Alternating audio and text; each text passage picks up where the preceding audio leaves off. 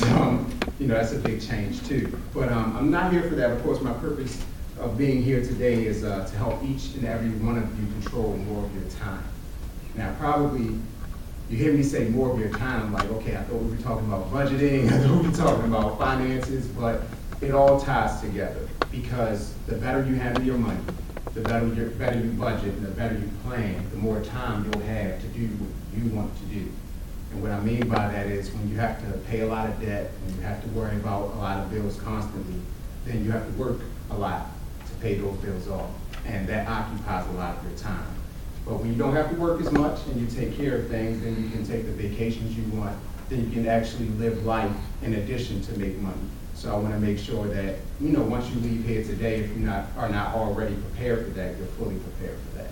So you can make the best decisions after you graduate school. Now, where do we begin? Okay. Before we can talk about like budgeting and money management, I need to make sure you guys truly understand like what postgraduate life is like, for when you finish school. So I just have a couple statements, and I want you to raise your hand if you think what I said is true. And if you don't think it's true, just leave your hand down. Okay, we're clear on that? All right. Couple statements. Based on median household income, Maryland is the wealthiest state in the nation. Raise your hand if you think Maryland is the wealthiest state in America, or keep your hand down if you don't. Nobody. Okay. I'll get to the answer after the fact so we can see what's what. Maryland has, number two, Maryland has a lower unemployment rate than 40 other states in the United States. Raise your hand if you believe it, raise your hand if you don't. You believe it, you believe it. Okay, we got three. Number three, the most common job in Maryland is a retail sales clerk. Raise your hand if you believe that. Raise your hand if you don't.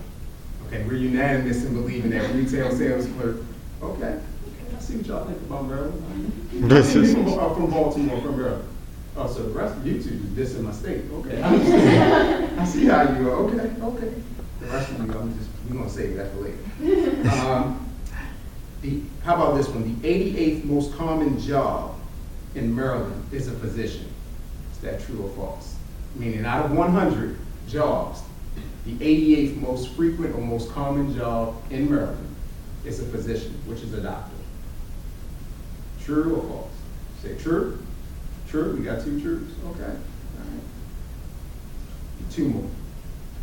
Number five, more biological scientists are found in Maryland, in the state of Maryland, than any other state. So biological scientists. Three, all right, okay. Lastly, the average cost to raise a child to adulthood in the U.S. is between $150,000 and $215,000. Okay, we're gonna start with that one. Y'all wrong on the last one. It's actually more. To raise a child from birth to 18, actually the average is about $250,000. So just keep that in your mind as we go through this whole thing. $250,000 to raise one child to adulthood. When we said median household income, the first one, Maryland is the wealthiest state in the nation based on median household income. It's good to know. Some people don't know it as much, but there's a reason, and we'll get into that a little bit later. Maryland does not have a lower unemployment rate than 40 other states.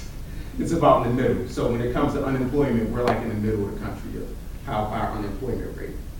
It is true, you all were right, the most common job is a retail sales clerk, which makes sense because that's the most available job almost in any state, so that makes sense. More biological scientists are found in Maryland than any other state. So Maryland is known for its hospitals, for its doctors, but we have more biological scientists than any other state. Different.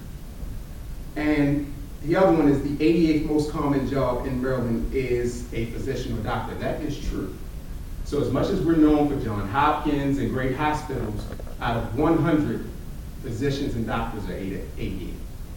The reason I'm giving you all these statistics and I'm talking about this is because this is the type of information you need to know when you're saying you're going to plan on living somewhere and you're planning on finding a job after school. See, oftentimes we hear, okay, I can be a doctor, I'm gonna be a lawyer, I'm going into this field, that field, I should make around this money, or I should make this type of starting salary. But it's a little deeper than that, because each place that you go is different. Some places that you go may have 2 hospitals.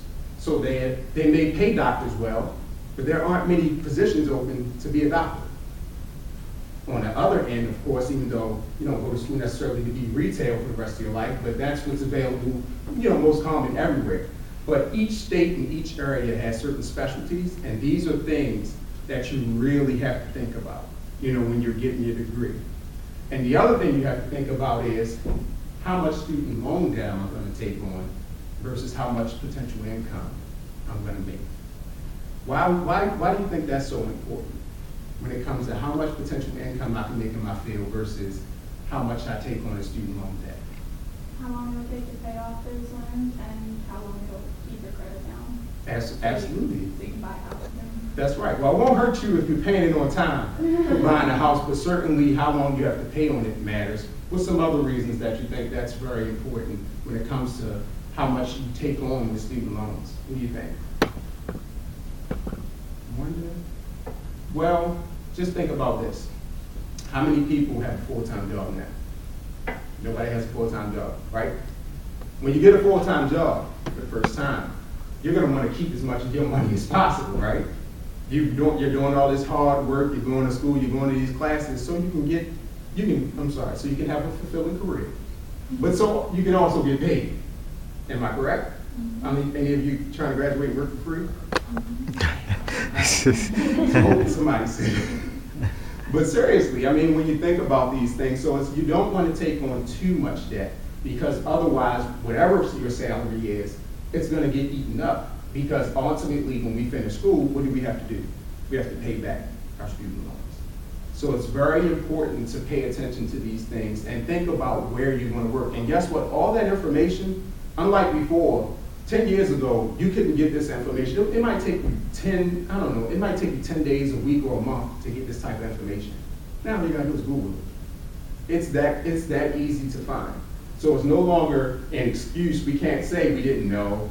We can't say how do I find that information. If you Google wealthiest state in the United States, you'll find out it's Maryland. Then it'll give you the entire list. So you can say, okay, if I'm living in this state, I can expect to make a certain income based on the average. Because honestly, even though we like to be above average, when it comes to the jobs that are available, we have to consider what's out there and how much they're paying.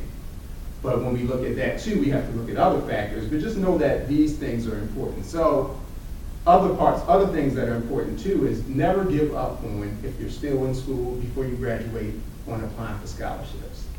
The reason I say that is because, of course, applying for scholarships can be boring.